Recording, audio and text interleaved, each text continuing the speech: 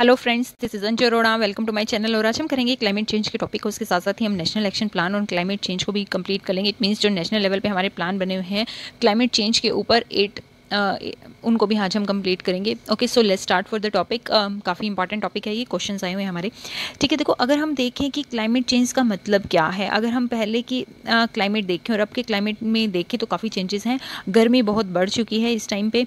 जिस तरह की हीट पहले होती थी उससे ज़्यादा है अब। और कहीं ऐसी जगह है जहाँ पे सूखा पड़ा हुआ है, जो हमारे कह सकते हैं हम, कहीं बाढ़ आ जाती है, तूफान आ जाते हैं। तो जो नेचुरल क्लाइमेट चेंज हो रहा है, तो ये एक बड़ी ज़्यादा समस्या है आज के दौर में। ठीक है, क्योंकि जो जिस तरीके से पॉल्यूशन हो रहा है और जिस तरीके की इंडस्ट्रीज़ बनती जा रही हैं, उसकी वजह से बहुत ज़्यादा क्लाइमेट में यानी कि मौसम में बदलाव आ रहे हैं। ठीक है, तो इसको एक बार रीड आउट करते हैं। द अर्थ क्लाइमेट, देखो ये सारा जो भी डाटा है वो मैंने नासा की वेबसाइट से लिया है, तो बिल्कुल कंप्लीट डाटा है ये। ठीक है, the earth climate has change throughout history. Just in the last 6,50,000 years there have been 7 cycle of glacier advance and retreat. अगर हम देखें 6.5 लाख साल का, तो 7 साइकिल हैं, यानी कि 7 साइकिल रही हैं कि पहले ग्लेशियर जो है वो पिघलता है, फिर दोबारा से रिट्रीट हो जाता है। With the abrupt end of the last age about 7,000 years ago, marking the beginning of the modern climate area and human civilisation, most of the climate changes are attribute to very small variation in earth orbit. अगर हम देखें तो पहले क्या था, अगर पिछले 7,000 साल देख लें हम, तो बहुत ही माइनर से चेंजेस होते थे। इट मीन्स कि जो वेरिएशन होता था कि ग्लेशियर पिघला और रिट्रीट हुआ, वो बहुत कम होता था। बट 1952 के बाद से ये जो ग्लेशियर का रहा है, ठीक है, उसका हम कह सकते हैं कि जो ग्लेशियर पिघल रहा है वो बहुत ज़्यादा है। ठीक है, the current warning trend of particular significance because most of the extremely likely greater than 95% probability to be the result of human activity, क्योंकि ये जो हो रहा है ना वो ह्यूमन एक्टिविटीज़ के कारण हो रहा है।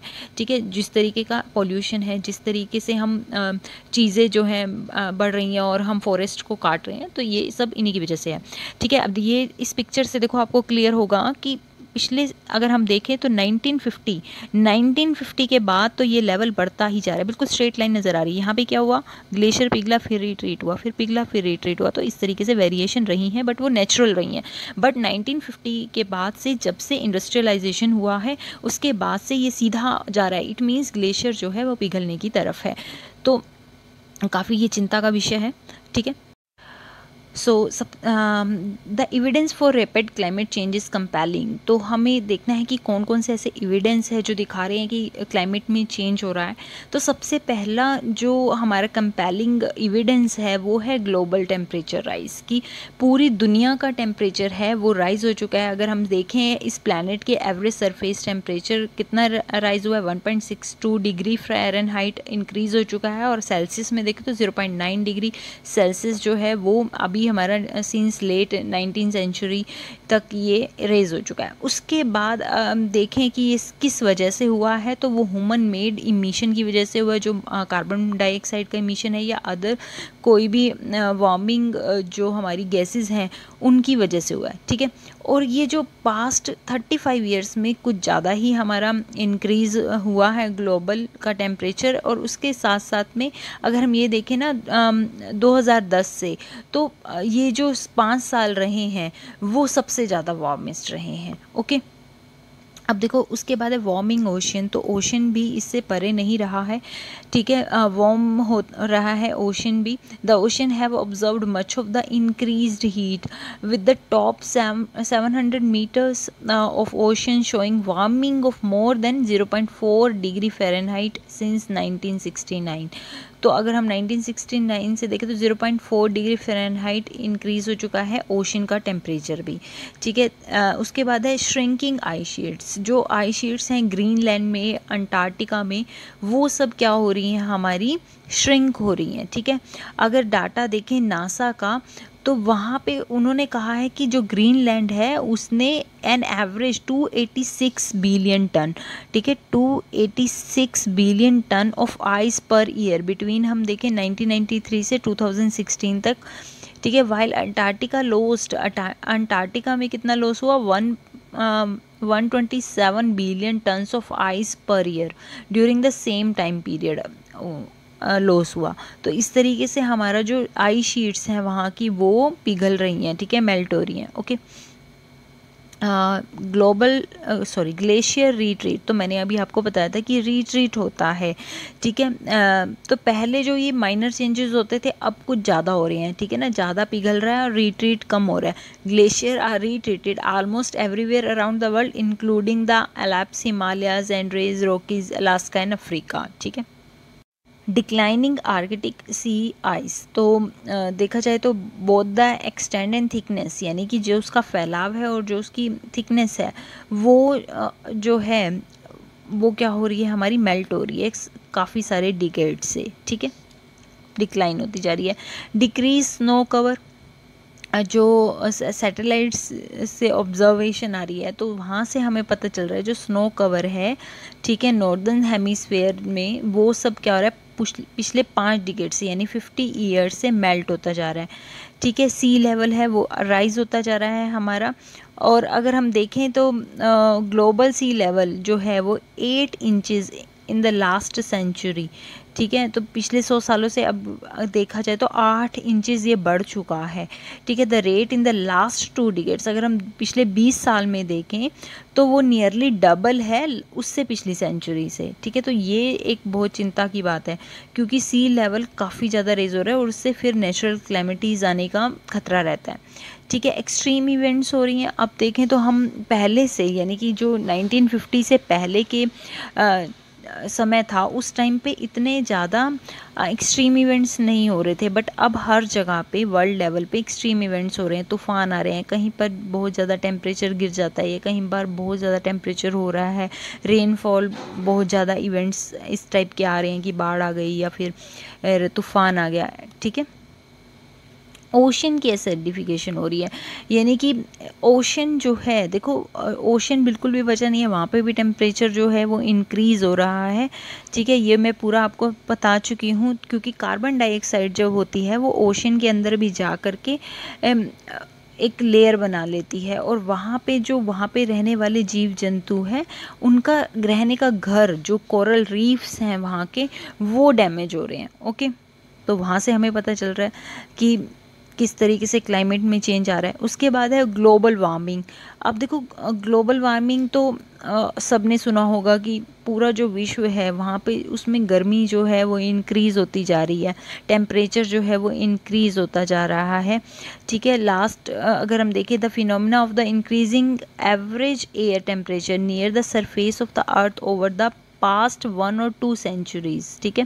Climate scientists have since mid 20th century gathered detailed observation and various weather phenomena such as temperature, precipitation and storms and related influences on climate such as ocean currents and atmosphere chemical composition. The data indicates that the earth climate has changed over almost every conceivable time scales since the beginning of geologic time, that the influence of human activities since at least the beginning of the industrial revolution. अगर हम सारी चीज़ों का data देखें और हर जगह का ocean का हम देखें या अर्थ की सरफेस का देखें या ग्लेशियर जा कर के देख लें तो सभी जगह को अगर रिसर्च करके देखें तो हमें यही पता चलता है कि जो ग्लोबल वार्मिंग है यानी कि जो हीट है वो इंक्रीज़ हो रही है, टेम्परेचर जो है पहले से इंक्रीज़ हो रहा है और वो किस वजह से हो रहा है, वो कोई नेचुरल नहीं हो रहा है, वो हो रहा है ह्यूमन की एक्टिविटी से, carbon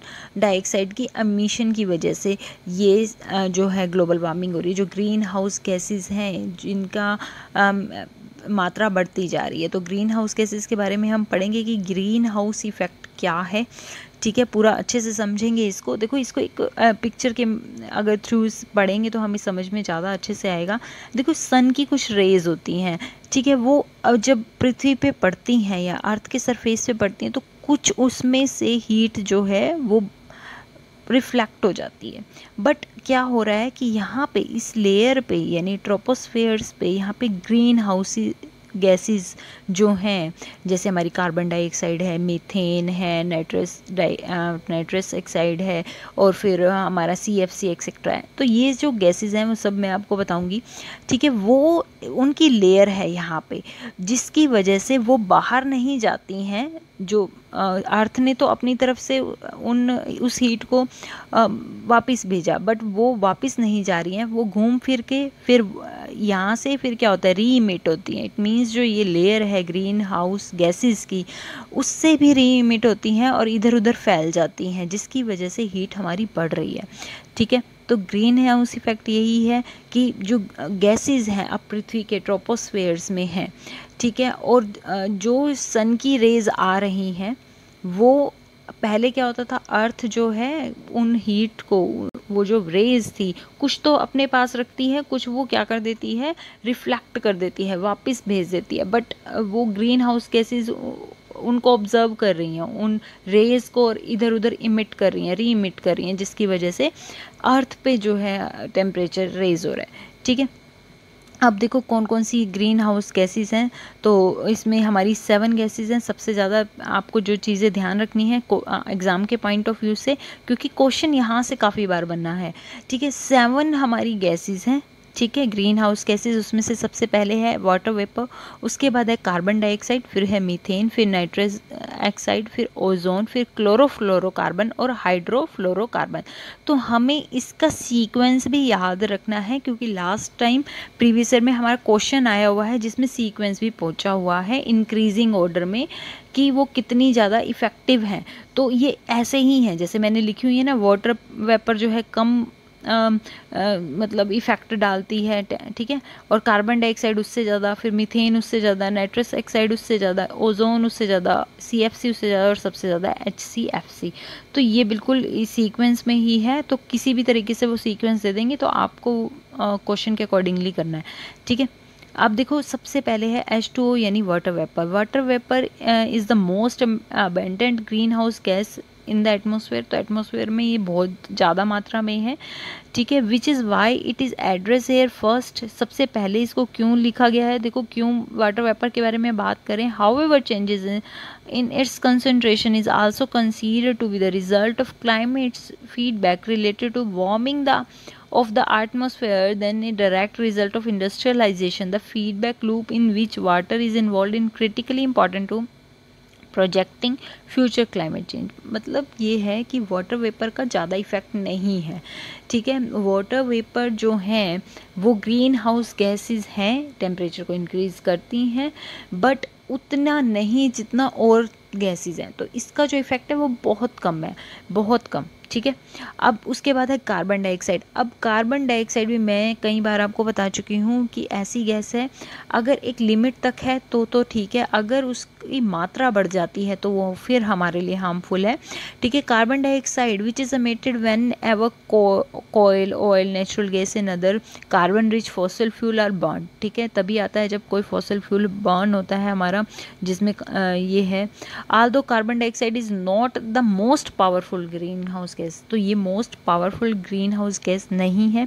it is the largest contribution the climate change, इसका लार्जेस्ट कॉन्ट्रीब्यूशन है क्लाइमेट चेंज में। ये चीज़ बहुत ध्यान देने वाली, क्वेश्चन बन सकता है यहाँ से कि जो देखो ध्यान रखने वाली बातें हैं ये, ठीक है, क्योंकि एग्ज़ाम में यही ट्रिक खेलता है जो एग्जामिनर होता है कि देखो कार्बन डाइऑक्साइड है वो लार्जेस्ट कॉन्ट्रीब्यूटर है, ठीक है, क्लाइमेट चेंज के अंदर, but most powerful green house gas नहीं है। ये ध्यान देने वाली बात है, क्योंकि देखो लार्जेस्ट कंट्रीब्यूटर क्यों है, क्योंकि इसका इमिशन बहुत ज़्यादा है, ठीक है। ह्यूमन ने इसको इमिट ही बहुत ज़्यादा किया है, क्योंकि वही बात है ना, क्योंकि ये पावरफुल नहीं है इतनी, बट आप ज़्यादा मात्रा में इसको निकालेंगे, इमिशन इसका ज़्यादा मात्रा में होगा, तो ऑब्वियसली वो क्या हो गई, एक तरीके से लार्जेस्ट कंट्रीब्यूटर हो गई है क्लाइमेट चेंज के अंदर, ठीक है। We need to reduce the amount of the fuel we use in our car, home and lives। तो अब हमें ये पता चला कि कितना ज़रूरी है कि हम जो फ्यूल यूज़ कर रहे हैं उसको रिड्यूस करें, ठीक है ना, इस तरीके का, ठीक है। उसके बाद है मीथेन, CH4। अब मीथेन क्या है, अगर हम देखें, methane is caused by the decomposition of plant matter and is release from, कहाँ से रिलीज होती है, लैंडफिल से, स्वैम्प से, राइस पैडीज से, कैटल आल्सो रिलीजेज मीथेन, ठीक है। Although methane emission are lower than the carbon dioxide, dioxide emission, अगर हम देखें एमिशन की बात करें तो कार्बन डाइऑक्साइड से इसका एमिशन कम है. It is considered a major greenhouse gas because each methane molecule has 25 times the global warming potential of carbon dioxide molecules. अब यहाँ पे देखो कितना ध्यान देने वाली बात है कि 25 टाइम्स ये कार्बन डाइऑक्साइड से पावरफुल है. इसमें जो हमारा टेम्परेचर है इंक्रीज़ करने की पावर कितनी ज़्यादा है कार्बन डाइऑक्साइड से, 25 टाइम्स. बट वही बात है कि इसका इमिशन जो है वो कार्बन डाइऑक्साइड से कम है, काफ़ी कम है. ठीक है, उसके बाद है नाइट्रस ऑक्साइड यानी N2O. Nitrous oxide is release from the bacteria in soil. ठीक है, जो बैक्टीरिया होता है सॉइल में वहाँ से ये आती है. मॉडर्न एग्रीकल्चर पार्टिकल्स, ट्री लिंग हो गया, जैसे सॉइल कल्टीवेशन हो गया, livestock waste management and use of nitrogen rich fertilizers हो गए, यहाँ से इसका इमिशन है. ठीक है, इस single nitrous oxide molecules is 298 time the global warming potential of एक कार्बन डाइऑक्साइड मॉलिक्यूल. अगर एक कार्बन डाइऑक्साइड मॉलिक्यूल की पावर 1 है तो इसकी कितनी है, 298 टाइम्स है इसका. ठीक है, आई बात समझ में. तो ये बहुत ज़्यादा पावरफुल है कार्बन डाइऑक्साइड से, तो उस हिसाब से बट वो ये ना इसका इमिशन कार्बन डाइऑक्साइड से कम है. ठीक है, उसके बाद ozone O3. The largest net source of tropospheric ozone is influx from the stratosphere. ठीक है, जो सबसे ज़्यादा सोर्स वो यही है कि इनफ्लक्स हो जाए स्ट्रेटोस्फेयर से हमारे ट्रोपोस्फेयर में ओजोन. ठीक है, large amount of ozone also produce by the troposphere by photochemical reaction से आती है ज़्यादातर ओजोन हमारी. The amount increase with high level of air pollution. ठीक है, तो इसकी भी अमाउंट अगर ज़्यादा हो जाए तो ये क्या होगी हमारे लिए, बहुत ज़्यादा हार्मफुल होगी. ठीक है, उसके बाद है chlorofluorocarbon.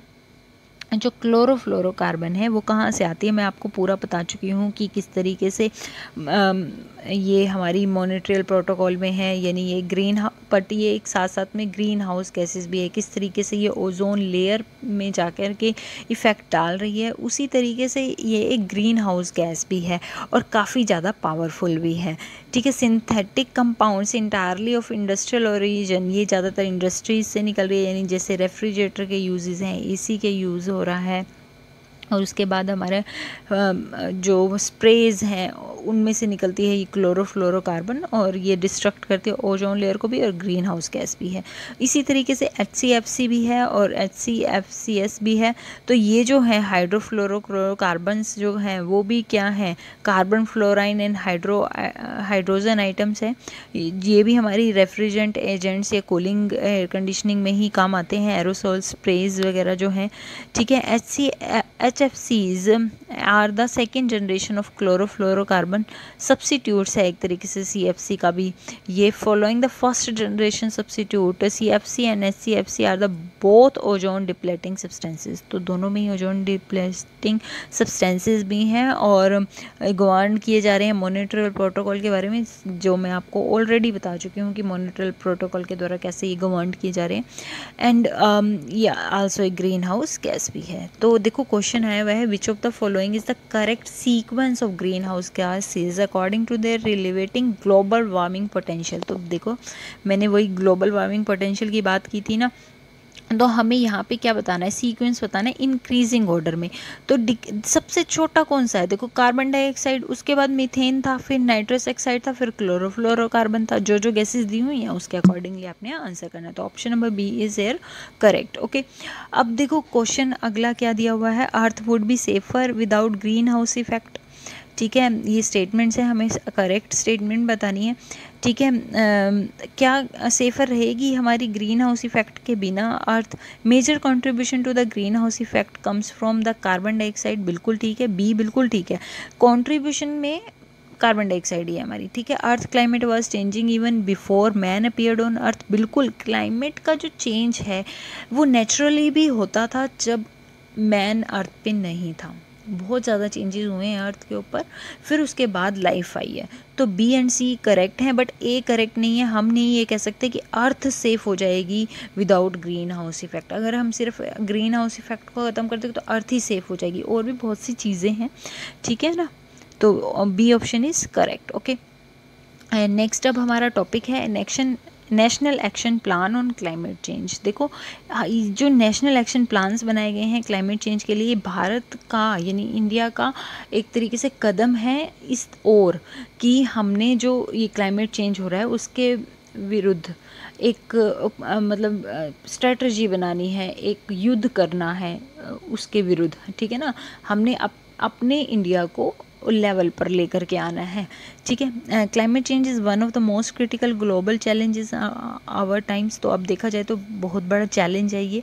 Recent events have emphatically demonstrated our growing vulnerability to climate change, ठीक है। देखो अगर ग्लेशियर पिघलता है तो उससे जो हमारी कंट्रीज़ हैं जो कहते हैं ना उसे कोल्ड कंट्रीज़ हैं, जैसे अमेरिका है, इंग्लैंड है, वहाँ पे ठंड ज़्यादा रहती है तो उन्हें ज़्यादा प्रॉब्लम नहीं आएगी। क्यों? ग्लेशियर वहीं से पिघलेगा और फिर उसके बाद कहाँ आएगा, ये जहाँ पे गर्मी ज़्यादा है वहाँ इफ़ेक्ट पड़ेगा सबसे ज़्यादा। तो इंडिया जो है वो सबसे ज़्यादा इसीलिए यहाँ पे ध्यान दे रहा है इन चीज़ों पे, क्योंकि अमेरिका को कोई इफ़ेक्ट नहीं पड़ेगा ग्लोबल वार्मिंग का, ठीक है ना। अगर टेम्परेचर कुछ इंक्रीज़ भी होता है तो उन्हें कोई इफ़ेक्ट नहीं पड़ रहा। ग्लेशियर पिघलेगा तो किस तरफ जाएगा, इधर ही आएगा ना, इन्हीं देशों में आएगा, वेस्टर्न कंट्रीज़ पे इफ़ेक्ट नहीं पड़ेगा। तो ठीक है, अब देखो प्लान्स क्या क्या हैं। देखा जाए तो हमारे यहाँ पे 8 प्लान्स है और इसी से रिलेटेड हमारा क्वेश्चन भी आया हुआ है प्रीवियस ईयर में। How many national mission of Indian government are there to address the problem of climate change. तो कितने ऐसे प्लान बनाए गए हैं इस प्रॉब्लम से रिलेटेड क्लाइमेट चेंज की। तो 8 प्लान्स बनाए हैं इंडिया ने, ठीक है। 1 बाय 1 हम सारे प्लान्स को देखेंगे कि क्या है, क्योंकि इनसे रिलेटेड क्वेश्चन बिल्कुल आराम से बने। अब जो सबसे पहला मिशन है वो क्या है, नेशनल सोलर मिशन। अब इंडिया का क्या ऑब्जेक्टिव है, इंडिया का ऑब्जेक्टिव है कि वो ग्लोबल लीडर बने सोलर एनर्जी में, क्योंकि यहाँ गर्मी है और ये एक अच्छा सोर्स है एनर्जी का और जो कभी ख़त्म भी नहीं होगा और पॉल्यूशन फ्री है, ठीक है। और इंडिया में इसका यूज़ आराम से हो सकता है, इसलिए इंडिया चाहता है कि वो एक ग्लोबल लीडर बने सोशल एनर्जी में। The NPCC aims to promote the development in use of solar energy for power generation and other uses. दूसरे यूजेस में भी और पावर जनरेशन के यूज़ में भी सोलर का प्रयोग किया जाए, सूर्य की गर्मी का प्रयोग किया जाए, with the ultimate object of making solar competitive with fossil based energy option. तो हम क्या करें, उन जो हम कोयल यूज़ कर रहे हैं या कुछ और यूज़ कर रहे हैं, वो एनर्जी जो ऑप्शन है उसकी बजाय हम किसका यूज़ करें, सोलर एनर्जी का, ठीक है। अब it also includes the establishment of solar research centre. अब देखो इसके लिए हमें एस्टेब्लिश भी करने पड़ेंगे सोलर रिसर्च सेंटर भी। Increase international collaboration on technology development and strengthening of domestic manufacturing capacity and increase government funding and international support. तो सब कुछ चाहिए यहाँ पे, ऐसे ये मिशन पूरा नहीं होगा, ठीक है। अब ऑब्जेक्टिव्स क्या हैं, the objective of national mission is to establish India as a, वही ग्लोबल लीडर बनना है सबसे पहले तो हमारा यही है। द फर्स्ट फेज, अब देखो इसमें 3 फेज थे। सबसे पहले हमने जो टारगेट बनाया था ना वो 20 गीगावाट बाय 2022 था, कि हमने भैया 20 गीगावाट जो है एनर्जी वो यहाँ से पैदा करनी है सोलर से, ठीक है, सोलर एनर्जी से। उसके बाद इसको 3 फेसेस रहे। इसके पहला फेज़ था जब हमारी कांग्रेस की सरकार थी, ठीक है, पीरियड फ्रॉम 2010 टू 2013 द, ठीक है। उसके बाद the first year of the, उसके बाद ये एक्सटेंड फिर से हुआ हमारा 2017 तक रहा सेकेंड फेज़ में। थर्ड फेज़ हमारा फिर से रहा, वो रहा हमारा 2017 से 22, ये पूरा 5 ईयर्स का रहा, क्योंकि उसके बाद जो गवर्नमेंट चेंज हो गई, बीजेपी की आ गई, तो इस वजह से।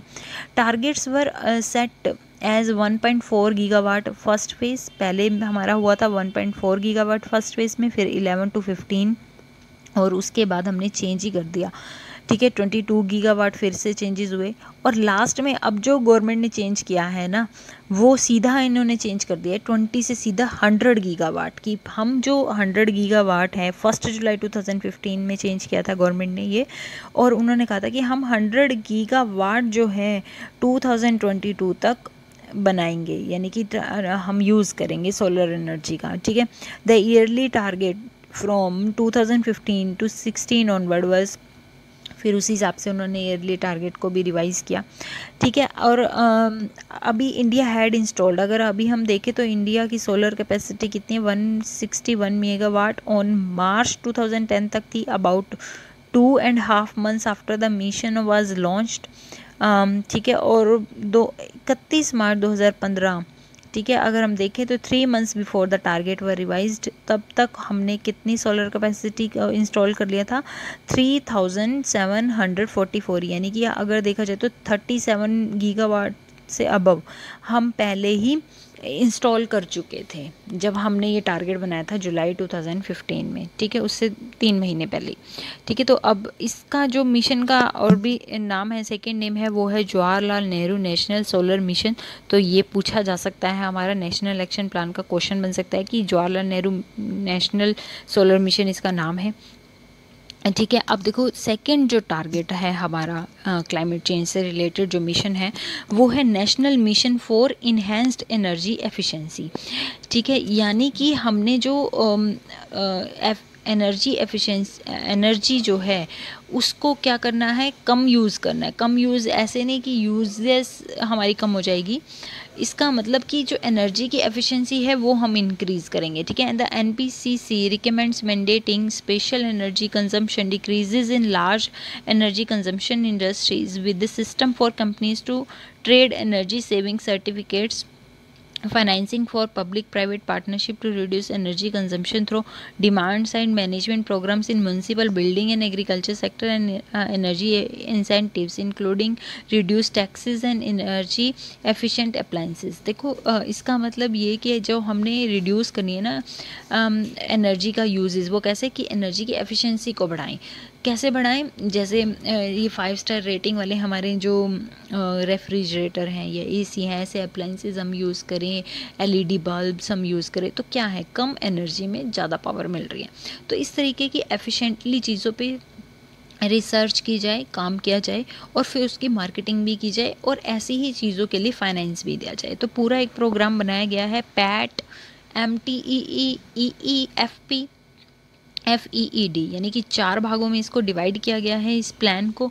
तो पहला है पैट। पैट क्या है, perform achieve and trade improving efficiency in energy intensive sector. तो हमें क्या करना है, इस रिसर्च करवानी है या फिर हम ये कह सकते हैं कि इम्प्रूव करवाना है, यानी जो हमारी ये सेक्टर है, ठीक है, एनर्जी इंटेंसिव सेक्टर्स हैं इनको, ठीक है। उसके बाद हमने क्या करना है, मार्केट ट्रांसफॉर्मेशन करनी है। पहले तो हम रिसर्च कराएंगे ना, इस चीज़ों के लिए सर्वे करेंगे, रिसर्चेस करेंगे और टेक्नोलॉजी को लेकर के आएंगे। फिर उसके बाद क्या करना है, मार्केट ट्रांसफॉर्मेशन करना है, energy efficiency accelerating shift towards energy efficient appliances की लोग भी इसके प्रति अवेयरनेस हो, ठीक है। हमने बना तो दिया, पर जब तक मार्केटिंग नहीं करेंगे उस चीज़ की तो लोगों को पता कैसे चलेगा, अवेयरनेस कैसे आएगी। तो MTEE क्या है कि हम जो है, जैसे आते हैं ना, देखो एड्स भी आती है कि जनहित में जारी आप इस तरीके के एलईडी बल्ब्स लगाएं या 5 स्टार रेटिंग के ही प्रोडक्ट्स खरीदें, ठीक है। उसके बाद है energy efficiency financing platform, providing platform for the capacity of financing of the stakeholder relating to EE financing. It means जो इस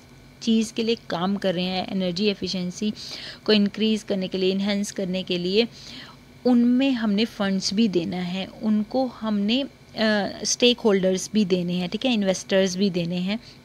ये दोनों पार्टी हमारे फाइनेंस से रिलेटेड है, ठीक है। सेकंड ये है कि इन यहाँ पे जो फाइनेंस दिया जाए वो किस रूप में होना चाहिए, ज़्यादा हमारा इक्विटी के रूप में होना चाहिए। FEED का यही मतलब वर्क है, framework for energy efficient economic development of fiscal instrument to promote energy efficiency, ठीक है। तो यहाँ पे हमें कौन से स्टेक होल्डर देने हैं, इनको जो इक्विटी हो, ठीक है, ताकि लोन वगैरह ना हो इनके ऊपर।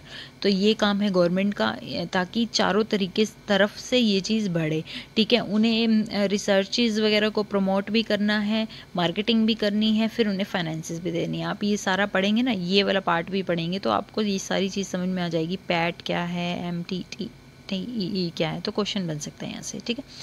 अब देखो क्वेश्चन एक आया हुआ है हमारा, target set by Indian government for power of for rooftop solar installation by the year 2022। तो ये सोलर पावर का जो हमारा मिशन है उससे रिलेटेड क्वेश्चन है कि जो रूफ टॉप सोलर इंस्टॉलेशन है उसका हमारा 2022 तक क्या टारगेट है। तो वो है हमारा टारगेट ऑप्शन नंबर 1, 40 गीगावाट।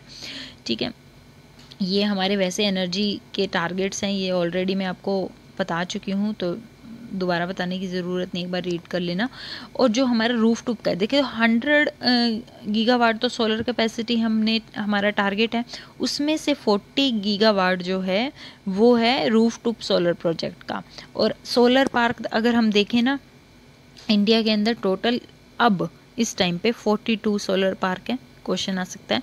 उसके बाद है भदला सोलर पार्क जो है वो वर्ल्ड का नंबर 1 है। और फिर पवगाडा सोलर पार्क है, ठीक है, वो सेकंड पोजीशन पे हमारे वर्ल्ड पे। ठीक है, तो ये एक बार आप गूगल पे सर्च करना कि कौन कौन से सोलर पार्क हैं हमारे और कहाँ कहाँ है। अब नेक्स्ट है हमारा national mission on sustainable habitat. देखो सस्टेनेबल हैबिटेट का मतलब क्या है, कि जितने भी लोग हैं, चाहे कोई कहीं भी है, चाहे वो गांव में है, चाहे वो शहर में है, या फिर कोई अमीर है, गरीब है, तो बेसिक सुविधाएं सबको मिले, बिजली, पानी, इन सब की सुविधा सभी को मिले, पहली बात ये। और दूसरा कि इंडस्ट्रियलाइजेशन हो, बट इस कॉस्ट पे नहीं कि हमारा जो एनवायरनमेंट है वो पोल्यूट हो और जो हमारे फॉरेस्ट है वो डिस्ट्रॉय हो जाए, इस कॉस्ट पे नहीं। ठीक है, the national mission on sustainable habitat is one of the 8 climate mission of the government of India under the NPCC mitigation strategy। ठीक है, national mission plans for climate change, तो ये पूरा इसका फुल फॉर्म है, ये भी ध्यान रखना है, NAPCC का। ठीक है, it was formulated to make the city sustainable through improvement in energy efficiency in building, management of solid waste and to shift to public transport। देखो यहाँ पे ये मिशन है कि ये नहीं हो कि अर्बन एरियाज़ में हम एनर्जी के ज़्यादा ही यूज़ कर रहे हैं। ठीक है, क्या करें, मैनेज करें और जो शिफ्ट हों पब्लिक ट्रांसपोर्ट पे। ये नहीं कि हर कोई अपना व्हीकल्स लेकर के जा रहा है। तो इंडिया के अंदर जैसे पहले भी दिल्ली में हुआ था कि ऑड इवन चला था, तो उससे क्या होता था, पोल्यूशन भी कम होता था और जाम भी कम लगता था।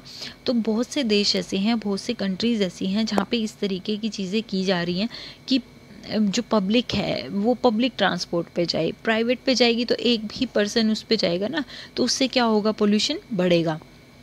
ठीक है, तो इस तरीके की चीज़ें हो, जैसे यहाँ पे अब देखो दिखा हुआ है अर्बन स्ट्रॉम वाटर मैनेजमेंट हो। ये नहीं कि वाटर जो है सिर्फ अर्बन एरियाज़ में मिल रहा है और दूसरी जगह नहीं मिल रहा है, मैनेज किया जाए। Water resources management and drinking water supply in urban area, extension of the energy conservation building code. ठीक है, बेटर अर्बन प्लानिंग हो, model shift to public transport हो, recycling of material and urban waste management हो, recycle करें हम जो हमारा material and urban waste management है उसको। ओके, अब ऑब्जेक्टिव्स क्या क्या है national mission on sustainable habitat के, एक बार इसको रीड आउट कर लेते हैं। To reduce energy demand by promoting, वो ये रिड्यूस करें एनर्जी डिमांड को, promoting alternative technology and energy conservation practices in both residential and commercial area में। हमने रिड्यूस करनी है अपने एनर्जी डिमांड को, किस तरीके से, अल्टरनेटिव कोई टेक्नोलॉजी लाएं, जैसे सोलर है, या फिर हम 5 रेटिंग वाली अपने अप्लाइंसेस यूज़ करें जहाँ पे एनर्जी कम हमारी यूज़ हो रही है। तो कुछ ना कुछ ऐसा बेटर प्लान करें, रिसर्चेस करें इसके बारे में। बेटर अर्बन प्लानिंग हो with the view to enable better disaster management, promoting pattern of urban planning that enables lesser use of private and more uses of public transport। वही मैंने आपको कहा कि लेस यूज़ हो हमारा प्राइवेट का, public transport ज़्यादा यूज़ हो।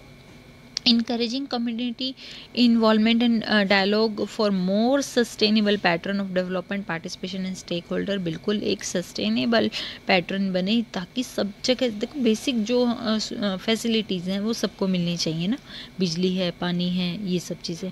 Conservation of natural resources such as, conservation किया जाए, clean air, water, flora and fauna and that are the keystones of sustainable human habitat. Okay, तो नेक्स्ट हमारा fourth है national water mission. National water mission क्या है, देखो NAPCC द्वारा describe किया गया है कि इसके अंदर हम क्या करेंगे, कंजर्व करना है हमें वाटर को, नहीं संरक्षित करना है, मिनिमाइज वेस्टेज करनी है, इट मीन्स वेस्टेज कम हो इसका ध्यान रखना है।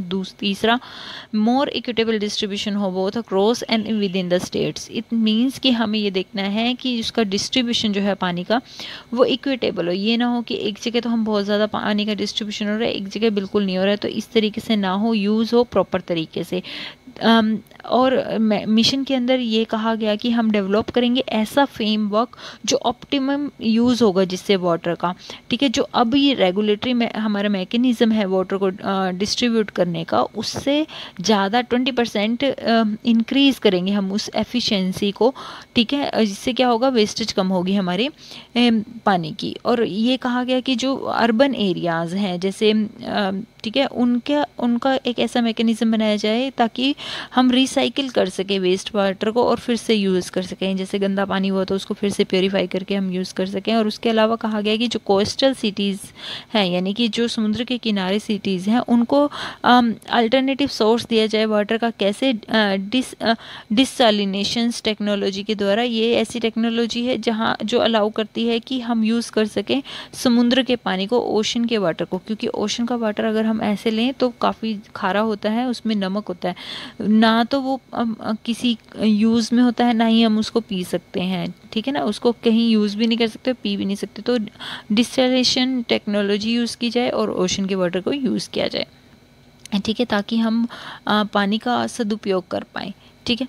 अब देखो NAPCC हैज़ आइडेंटिफाइड की एरियाज़ रिलेटेड टू, अगर हम की एरियाज़ देखें तो उसके क्या क्या हैं, देखो studies on management of surface water sources, जो सरफेस पे वाटर सोर्सेज हैं उनकी हमने स्टडी करनी है कि रिवर कितनी है, लेक्स क्या हैं, उनका पानी कैसा है, उनको फिर मैनेज करना है कि किस तरीके से हम उसको मैनेज कर सकते हैं, इक्वली डिस्ट्रीब्यूट कर सकते हैं। Management and regulation of ground water sources, बिल्कुल मैनेज करना है हमने और रेगुलेट करना है ग्राउंड वाटर रिसोर्सेज को। ये ना हो कि हम जहाँ पे पानी है, ग्राउंड वाटर है, तो हम वहाँ से पानी इतना निकाल लें कि फिर हमारे आगे जनरेशन के लिए बचे ही ना, ठीक है, तो उन्हें रेगुलेट भी करना है और मैनेज भी करना है। Upgrading storage structure for fresh and drainage system of for waste water, जो वेस्ट वाटर हो रहा है उसको हमने किस तरीके से फिर से रिसाइकिल करना है, क्या स्टोरेज स्ट्रक्चर रहेगा, किस तरह का ड्रेनेज सिस्टम होगा, उसको अपग्रेड करना है। Conservation of water land and हमने कंजर्व करना है वेटलैंड को, ठीक है ना,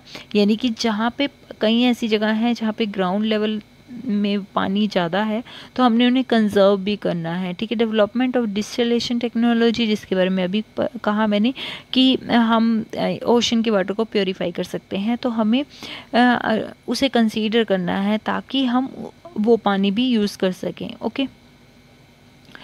अब नेक्स्ट मिशन है हमारा national mission for sustaining the Himalayan ecosystem. तो अब देखो हिमालय का अपना एक इकोसिस्टम है, ठीक है। The mission needs to deliver better understanding of the coupling between the Himalayan ecosystem and the climate factor and provide inputs for Himalayan sustainable development while addressing also the protection of fragile ecosystem, ठीक है ना।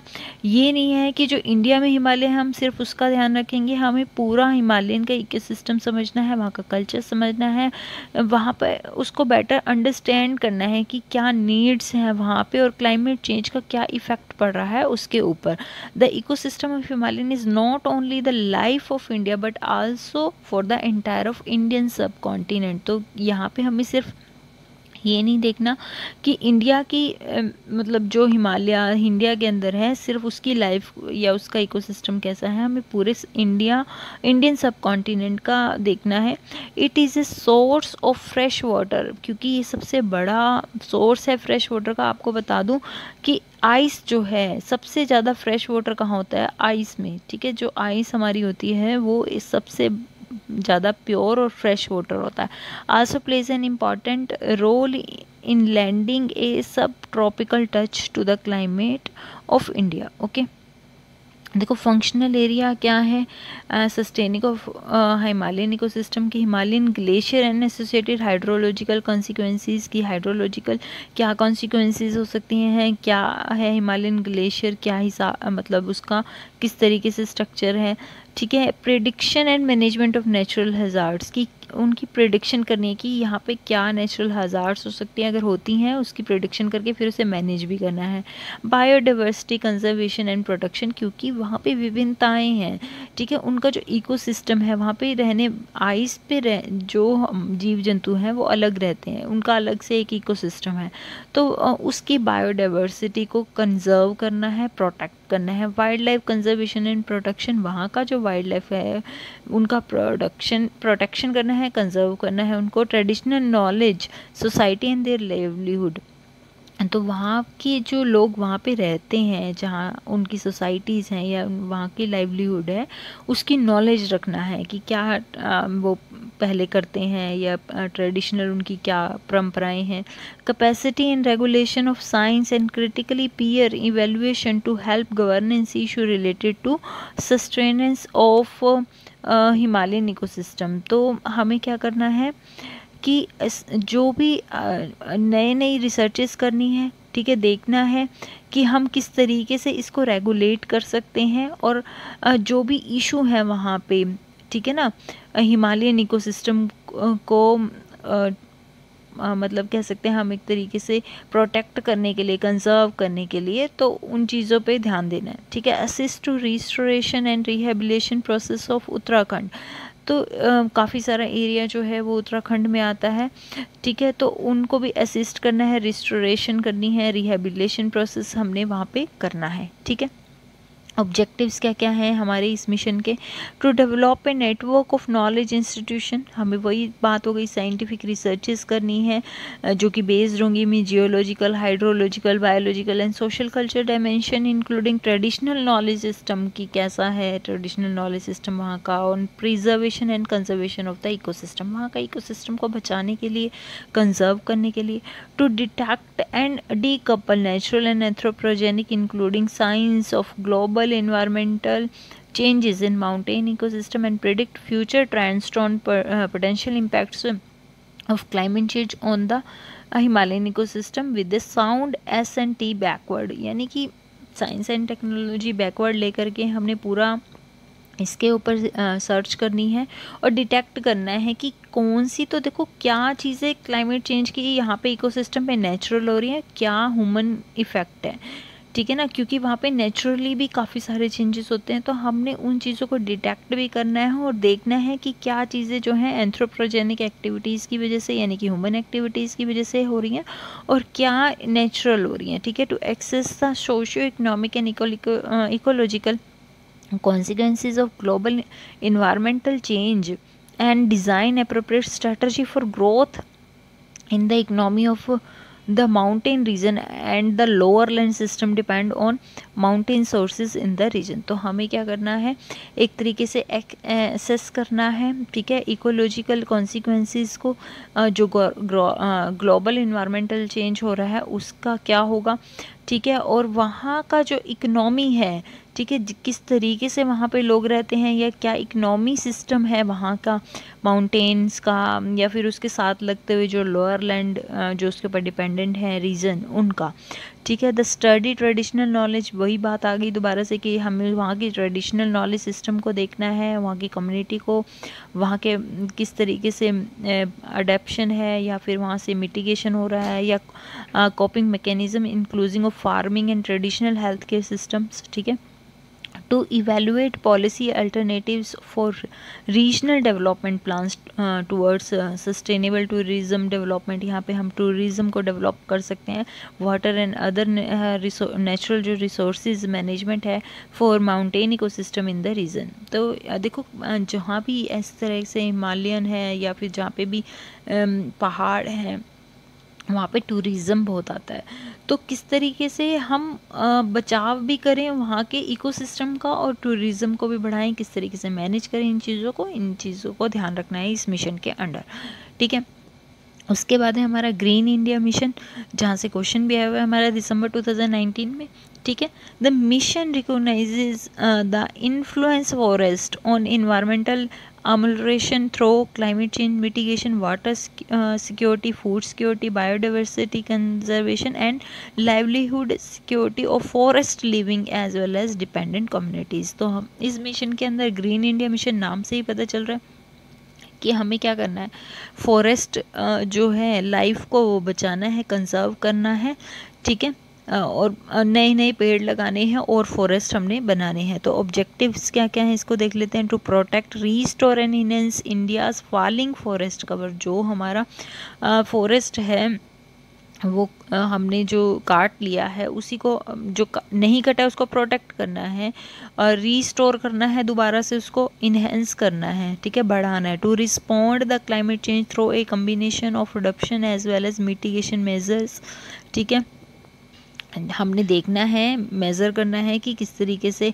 Climate change हुआ है, ठीक है, उस हिसाब से हमने मेज़रमेंट करनी है। To increase forest based livelihood incomes, तो हमने इंक्रीज़ करना है फॉरेस्ट बेस्ड लाइवलीहुड को, ठीक है। To enhance annual carbon sequestration by 50 to 60 million tonne in year 2020। अगर हम देखें तो कार्बन जो है वो स्क्वीज़ होती है इन फॉरेस्ट से, वो होती है 50 to 60 मिलियन टन। अगर हम ईयर 2020 में देखें तो 50 to 60 मिलियन टन हुई है, ठीक है।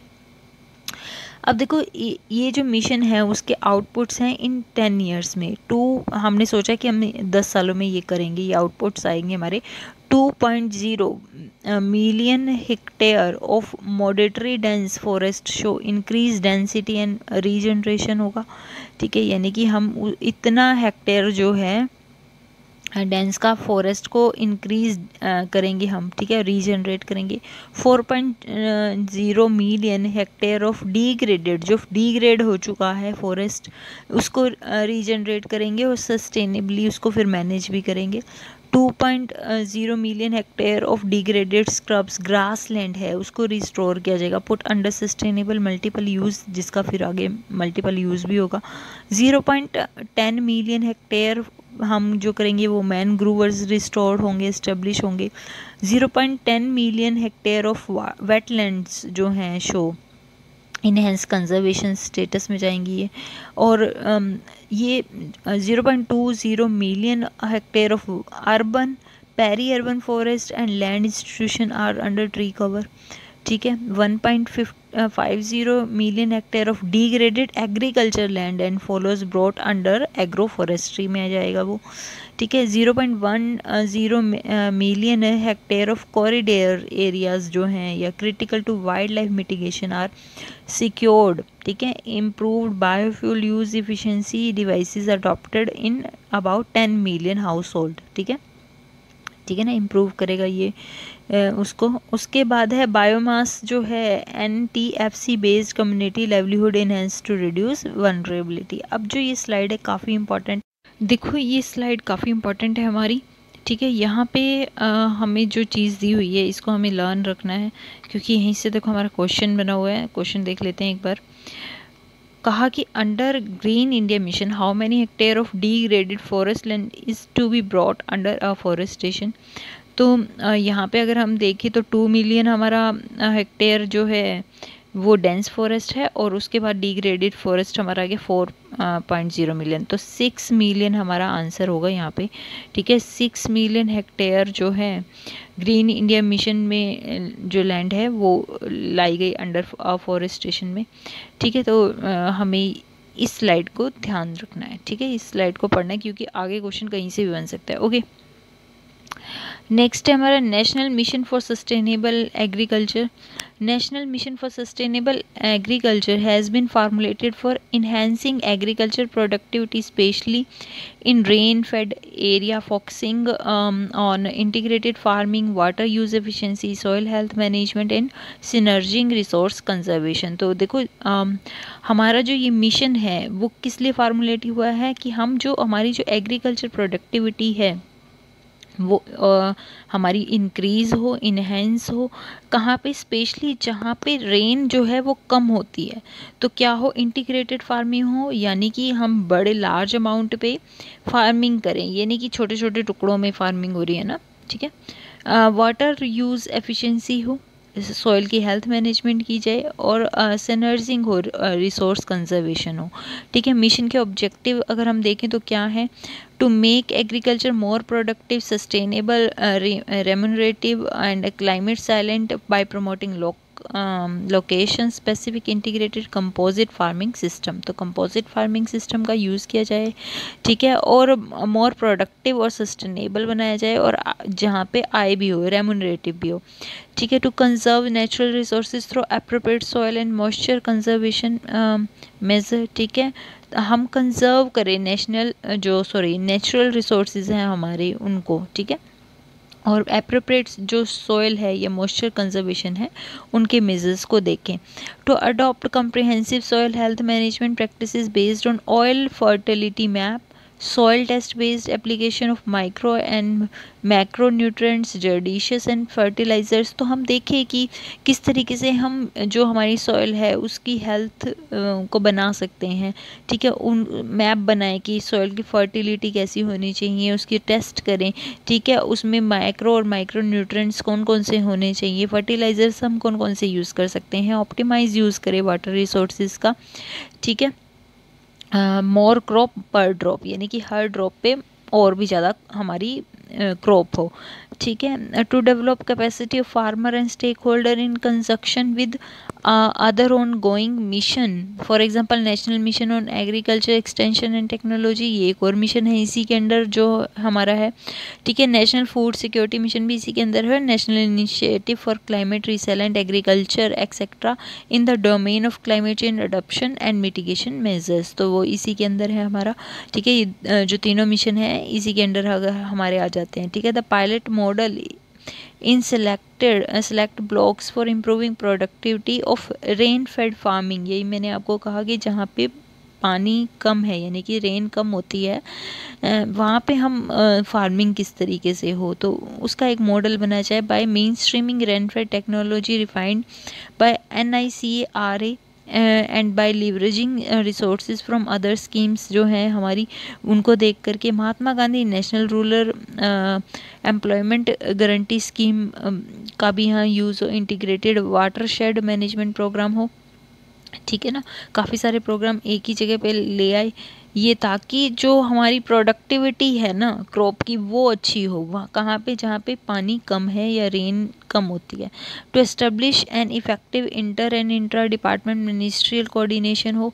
ठीक है ना, यानी कि इंट्रा और इंटर डिपार्टमेंटल मिनिस्ट्री कोऑर्डिनेशन होना चाहिए फॉर एकम्प्लिशिंग की deliverable of national mission for sustainable agriculture. ठीक है, ये ना हो कि हमने 3 डिपार्टमेंट तो नीचे और भी बना दिए बट वहाँ पे कोऑर्डिनेशन नहीं हो रहा, तो ऐसा नहीं होना चाहिए। ठीक है, अब लास्ट मिशन है हमारा, वो है national mission on strategic knowledge for climate change. ठीक है, the national mission on strategic knowledge for climate change is one of the 8 mission under the National Action Plan on Climate Change with the aimed at networking existing knowledge institution, capacity building and improving understanding of key climate process and climate risk। यानी कि देखो एक networking system होना चाहिए knowledge institution के बीच में, capacity building के बीच में। ठीक है, और हमें पता होना चाहिए कि क्या की प्रोसेस होना चाहिए क्लाइमेट का और किस तरह के क्लाइमेट रिस्क आ सकते हैं। The prime objective of mission is to build a dynamic and vibrant knowledge system बनाया जाए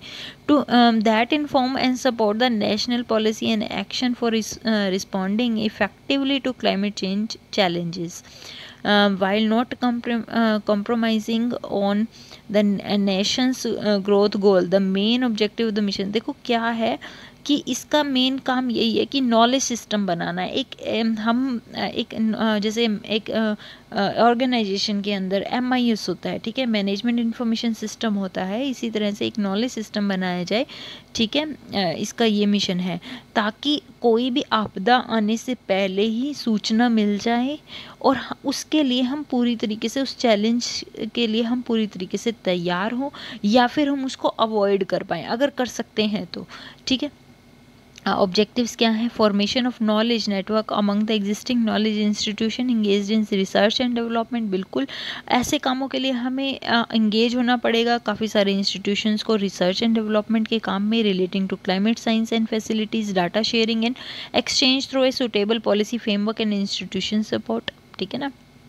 establishment of global technology watch group, ठीक है, with institutional capacity to carry out research and risk minimize technology select the developmental choice. यानी कि ये नहीं है कि हमें सिर्फ हम अपने लेवल पे करें, क्योंकि क्लाइमेट चेंज जो है वो पूरे विश्व का हो रहा है, पूरे ग्लोबल का हो रहा है, तो हमें एक तरीके की ग्लोबल टेक्नोलॉजी को इस्टेब्लिशमेंट करना पड़ेगा और हमें उनके साथ कोऑर्डिनेट करके चलना पड़ेगा जो दूसरे देश यूज़ कर रहे हैं। ठीक है। Watch group with institutional capacity to carry out research and risk minimize technology sections में। ठीक है। Development of national capacity for modelling the regional impact of climate change on different ecological zone within the country for different seasons and living standards. देखो हमें ये भी देखना पड़ेगा कि जो हमारी नेशनल कैपेसिटी है, ठीक है, अगर कोई रीजनल इम्पैक्ट पड़ता है हमारे देश पे, कोई किसी रीजन पे इम्पैक्ट पड़ता है क्लाइमेट चेंज का या जो इकोलॉजिकल चेंजेस हो रहे हैं उसका, तो हमें डिफरेंट सीजन्स में, यानी कि कभी विंटर में आ जाता है इस तरीके से, कभी जो हमारा समर सीज़न है उसमें आ जाता है, तो क्या क्या इफ़ेक्ट पड़ रहा है उसका लिए हमें एक पूरा मॉडल बनाना पड़ेगा उस कि ये चेंजेस हो सकते हैं। ठीक है। और फिर हमें अपने आप को उसके अकॉर्डिंगली प्रिपेयर करना पड़ेगा। ठीक है। Establishing research network and encouraging research in area of climate change. वही बात है, यहाँ पे मेनली हमने नेटवर्क बनाना है एक तरीके का, और रिसर्च को हमने इनकरेज करना है in the area of climate change कि क्या इम्पैक्ट पड़ सकते हैं इंपॉर्टेंट सोशो इकोनॉमिक सेक्टर पे, जैसे एग्रीकल्चर है उस पर क्या इफेक्ट पड़ सकता है इन चीज़ों का, हेल्थ पे, नेचुरल इकोसिस्टम पे, या बायोडाइवर्सिटी या कोस्टल जोन्स एक्सेट्रा पे। ठीक है। क्योंकि काफ़ी सारे तूफान आ रहे हैं, ठीक है, या फिर कहीं सूखा पड़ जाता है, तो इन सब चीज़ों का क्या क्या कब हो सकता है, और एक इन्फॉर्मेशन सिस्टम बने, एक नॉलेज सिस्टम बने। अब देखो पीछे भूकंप आए हैं तो बहुत जल्दी ही पता लग जाता है कि हाँ यहाँ पे भूकंप आया, इतने स्केल पे आया, पूरी इन्फॉर्मेशन दी जाती है। तो और कई बार तूफ़ान आता है तो पहले ही वहाँ पे वार्निंग दे दी जाती है कि यहाँ तूफ़ान आ सकता है। तो एक पूरा नॉलेज सिस्टम बनाना है हमने, ठीक है, क्लाइमेट चेंज से रिलेटेड। ओके। अब यहाँ पे है, अब और भी पॉइंट है, ठीक है। Generation and development of conceptual and knowledge base for defining sustainability developed pathway in the light of responsible climate change related actions. ठीक है। यानी कि हमने जनरेट करना है, डेवलप करना है कंसेप्चुअल नॉलेज बेस को, ठीक है, ताकि हम सस्टेन कर सके और एक पाथ बना सके इन क्लाइमेट चेंजेस के विरुद्ध भी। ठीक है ना। Providing an improved understanding and awareness of की climate process and resultant climate risk and associated consequences. हमें क्या करना है, एक अंडरस्टैंडिंग बनानी है कि इस तरीके से हो सकता है, भाई आप अवेयर रहें। ठीक है। क्या क्या उसके रिजल्ट हो सकते हैं, क्या क्या रिस्क हैं, इससे क्या क्या परिणाम हो सकते हैं, वो सब हमें एक अवेयरनेस बनानी है, जागरूकता बनानी है। ठीक है। Complementing the efforts under the national mission strengthen indigenous capacity for development of appropriate technology for responding to climate change through adoption and mitigation and promote their utilization by government and societies for sustainable growth of economies। ठीक है ना। यानी कि हमें क्या करना है, efforts लगाने हैं इस नेशनल मिशन के तरफ और स्ट्रेंथन करना है अपनी कैपेसिटी को, ताकि और एप्रोप्रिएट टेक्नोलॉजीज़ लेकर के आनी है जो क्लाइमेट चेंज हो रहे हैं उनसे रिलेटेड। ठीक है ना। ताकि हम अगर क्लाइमेट चेंज होता है या कोई चेंजेस होते हैं तो हम साथ साथ में सस्टेनेबल ग्रोथ अपनी इकोनॉमी की भी कर सकें। Creating institutional capacity for research infrastructure including access to relevant data sets, computing and communication facilities, and awareness to improve the quality and sector specific scenario of climate change over the Indian subcontinent। तो हमने क्या करना है, एक तरीके से अपनी research के इंफ्रास्ट्रक्चर को अच्छा बनाना है उसकी कैपेसिटी को, ठीक है, ताकि हम एक्सेस कर पाएँ रिलीवेंट डाटा को, कंप्यूट कर पाएँ, फिर उसके बाद कम्युनिकेट भी कर सकें और अवेयरनेस भी बढ़ा सकें और इम्प्रूव कर सकें अपनी क्वालिटी को, ठीक है, अपनी इन्फॉर्मेशन, अपनी नॉलेज की क्वालिटी को हमने इम्प्रूव करना है। Ensure the flow and generation of human resources through a variety of measures including incentives to attract young scientist to climate science. हमने क्या करना है, जो यंग ब्लड आ रहा है यहाँ पे और यंग साइंटिस्ट हैं उनको अच्छे इंसेंटिव्स देने हैं, अच्छी सैलरी देनी है ताकि वो यहीं रहें, ठीक है, विदेशों की तरफ ना भागें। Building alliances and partnership through global collaboration in science and technology development and climate change under international and bilateral science and technology corporation agreements. तो हमने क्या करना है, ग्लोबल लेवल पे भी एग्रीमेंट्स करने हैं, पार्टनरशिप्स करनी है, अलायंस करनी है, ताकि हम वहाँ से टेक्नोलॉजी ला सकें, ठीक है। अगर क्लाइमेट चेंज हो रहा है, अगर हम चाहते हैं उसकी नॉलेज लेना और या फिर किस तरीके का इकोसिस्टम है, तो हमें काफ़ी सारी इक्विपमेंट्स की ज़रूरत होती है, टेक्नोलॉजी की ज़रूरत होती है, तो वो सब हम एक कोलैबोरेशन के थ्रू कर सकें। ओके, तो क्वेश्चन देखो, जो अभी हमने टॉपिक पढ़े उनसे रिलेटेड क्वेश्चन है वो कौन कौन से हैं, देखो आए हुए हैं। विच of the following is are mission under the national action mission on climate change. तो आपको देखो पता लग जाएगा, 8 मिशन मैंने पढ़ाए हैं। सस्टेनिंग द हिमालयन इकोसिस्टम, तो ये था हमारा। सस्टेनेबल फॉरेस्ट मैनेजमेंट हमारा नहीं था। Strategic knowledge for climate change जो हमारा लास्ट था वही है, यानी A and C, fourth option ही हमारा करेक्ट है, ठीक है। So that is all for today, we will meet in the next video, till then stay blessed, keep study, okay, bye bye.